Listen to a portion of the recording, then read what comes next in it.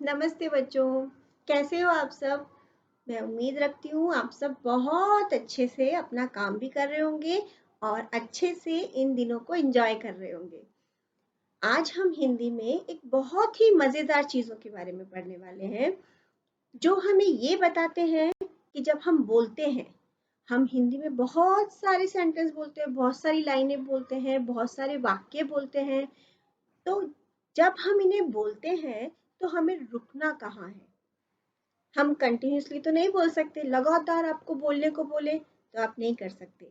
तो आप जब किसी चीज़ को बोलते हैं तो कहीं पे आप थोड़ा रुकते हैं, कहीं पे आप ज़्यादा देर रुकते हैं और कहीं पे आप एकदम आश्चर्य के साथ, खुशी के साथ या दुःख के साथ बोलते हैं। तो ये सब हमें पता चलता है कुछ निशानों से, कुछ चिन्हों से, जिन्हें हम बोलते हैं विराम चिन्ह। ये चिन्ह हमें मदद करते हैं ये बताने में कि कहाँ पे हमको थोड़ा रुकना है, कहाँ पे हमको ज़्यादा देर रुकना है, कहाँ पे हमको खुशी के साथ बोलना है। तो ये सब कहलाते हैं विराम चिन्ह। आज हम इन्हीं विराम चिन्हों के बारे में पढ़ेंगे।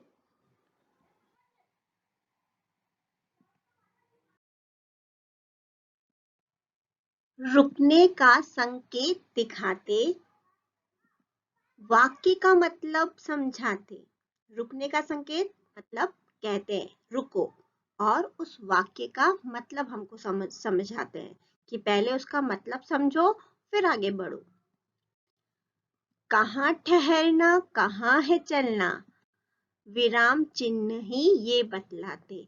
कहाँ पे आपको ठहरना है, कहाँ पे आगे बढ़ना है, ये सब चीजें हमें विराम चिन्ह बतलाते हैं।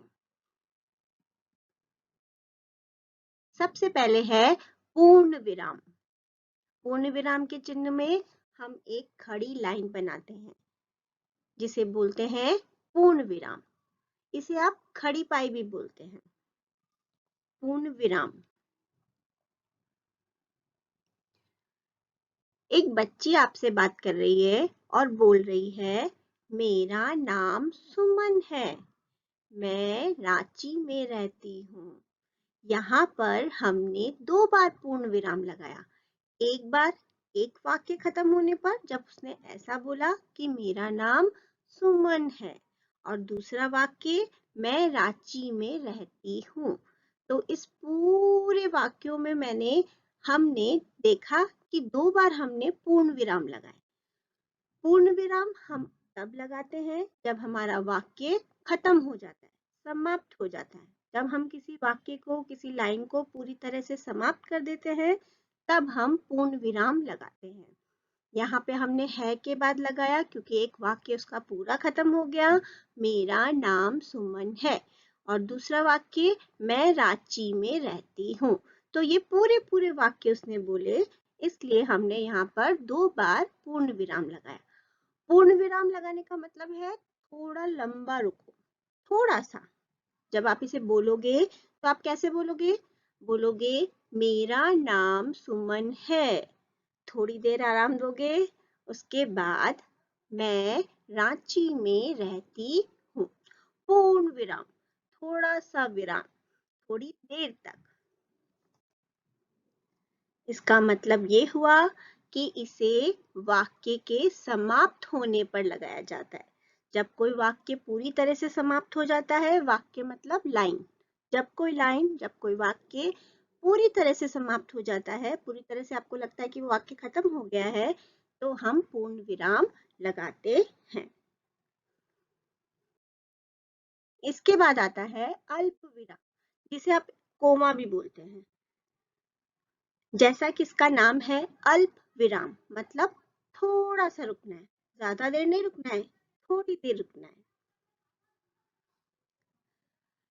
अध्यापिका है, टीचर बुला रही है, राजू, सीमा, रेखा, राम, यहाँ आओ। ये उसके छात्रों के नाम है, स्टूडेंट्स के नाम है। तो यहाँ पर हमने जब नामों को अलग अलग किया है, तो उसके बीच में हमने अल्प विराम लगाया है। अल्प विराम का मतलब है थोड़ी सी देर रुकना। जब आप 2 चीजों को बता रहे हैं, 2 चीजों को, 2 आदमियों को, 2 वस्तुओं को, 2 जगहों को, तो हमें उनके बीच में अंतर करने के लिए या ये बताने के लिए कि वो दोनों अलग अलग हैं। अगर मैं राजू और सीमा को एक साथ लिखूंगी तो आप पहचान नहीं पाएंगे कि ये राजू है या सीमा है। तो इन दोनों को अलग करने के लिए मैंने बीच में अल्प विराम दिया है। तो जब आप इसको पढ़ेंगे तो बिल्कुल थोड़ा सा रुकना है। राजू, सीमा, रेखा, राम, यहाँ आओ। तो अल्प विराम हम तब लगाते हैं जब हमें थोड़ा सा रुकना है एकदम और चीजों को अलग करना है। इसे वाक्य के बीच में, ठीक है, वाक्य खत्म होने पे नहीं, वाक्य के किसी भी लाइन के बीच में कुछ समय रुकने के लिए लगाया जाता है। जब आपको थोड़ा सा रुकना है और चीजें अलग करनी है, आदमियों को अलग करना है, जगहों को अलग करना है, तो आपको, और या फिर आपको ऐसा लगता है कि कुछ काम है जो अलग अलग है, तो उसमें हम अल्प विराम लगा के, कोमा लगा के बताते हैं। इसके बाद आता है प्रश्नवाचक। प्रश्नवाचक मतलब प्रश्नवाचक, क्वेश्चन मार्क। एक दो बच्चे हैं, आपस में बात कर रहे हैं। वो पूछ रहा है तुम कैसी हो, यह किसने किया। यहाँ पर हमने दो प्रश्नवाचक लगाए हैं। प्रश्नवाचक का मतलब जब आप किसी से कोई प्रश्न पूछ रहे हैं, मतलब क्वेश्चन पूछ रहे हैं, जैसा कि इसका नाम है प्रश्नवाचक। प्रश्न का मतलब क्वेश्चन। जब आप किसी से कोई प्रश्न पूछ रहे हैं तो उस वाक्य के पीछे हम प्रश्नवाचक लगाते हैं। इसे प्रश्न पूछने वाले वाक्यों के अंत में लगाया जाता है। इसके बाद आता है विस्मयादिबोधक। विस्मयादिबोधक जो निशान है ये हमें खुशी, दुख, आश्चर्य, इन सब चीजों को बताता है। इस निशान को बनाने के लिए हम एक खड़ी लाइन बनाते हैं और उसके नीचे एक बिंदु बनाते हैं। जैसे कि ये बच्चा जीत गया है, तो जब वो जीता है तो बोल रहा है वाह मैं जीत गया। तो वाह जो शब्द है वो उसकी खुशी को बता रहा है। तो इस निशान को, इस चिन्ह को हम हमेशा उस शब्द के जो हमें खुशी, दुख, आश्चर्य जो भी बता रहा है उस शब्द के बिल्कुल बाद में लगाना है। जैसे वाह तो उसकी खुशी को बता रहा है, तो उसके जस्ट हमने एकदम बाद में लगाया है। इस चिन्ह को दुख, खुशी, आश्चर्य जैसे भावों को बताने के लिए उस शब्द के एकदम बाद में लगाया जाता है। जैसे कि आपको डामन और पिथियस वाला पाठ याद है? उसमें जब पिथियस वापस आया था तो उसने क्या बोला था? ठहरो ठहरो मैं पिथियस हूँ। तो यहाँ पर हमने विस्मयादिबोधक निशान को लगाया है जो पिथियस के आश्चर्य को बता रहा है कि पिथियस तो मैं हूँ, फांसी दामन को क्यों लग रही है। तो यहाँ पर भी हमने विस्मयादिबोधक निशान को, चिन्ह को लगाया है। तो ये है बच्चों आपके विराम चिन्ह, जिन्हें आप शब्दों के बाद, वाक्यों के बाद लगाते हैं। और जब हमें थोड़ा रुकना है तो हम अल्प विराम देते हैं, जब हमें ज्यादा रुकना है तो हम पूर्ण विराम देते हैं, और जब हमें चीजों को, आश्चर्य को, दुख को, खुशी को बताना है तो हम विस्मयादिबोधक शब्द चिन्हों को बनाते हैं। आपकी पाठ्य पुस्तक का पाठ 7 दामन और पिथियस के पेज नंबर 53 पर 53 उस पर एक प्रश्न है, प्रश्न 3, पूर्ण विराम, अल्प विराम या प्रश्नवाचक चिन्ह लगाओ।